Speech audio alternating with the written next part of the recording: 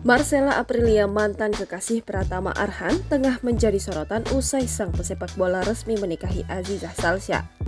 Mereka sempat menjalin asmara selama setahun kurang lebih.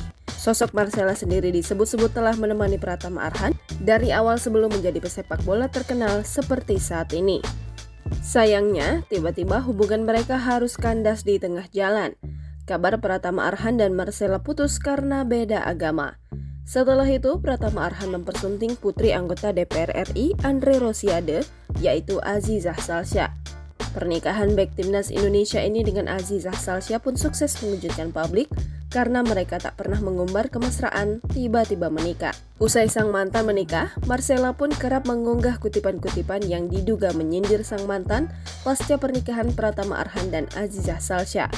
Marcella pun disebut galau dan belum move on dari Pratama Arhan. Bukannya mendapat simpati karena ditinggal nikah, Marcella justru menuai kritik tajam. Ia disebut sengaja menyalahkan Pratama Arhan dan Azizah Salsya agar orang-orang menghujat pengantin baru itu. Warganet pun menyuruh Marcella untuk move on karena Pratama Arhan dan Azizah Salsya telah bahagia, apalagi menurut mereka Pratama Arhan dan Marcella putus jauh sebelum sang pesepak bola menikah.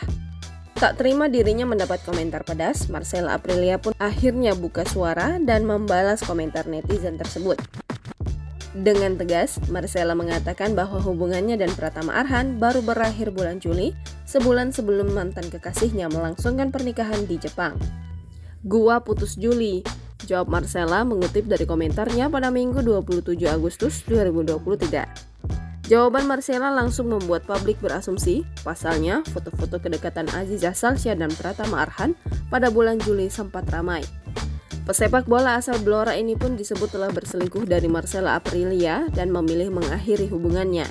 Kendati demikian, Marcella tetap banjir kritik, banyak yang mengingatkan perbedaan agama di antara mereka. Jangan lupa subscribe, share, komen, dan like ya!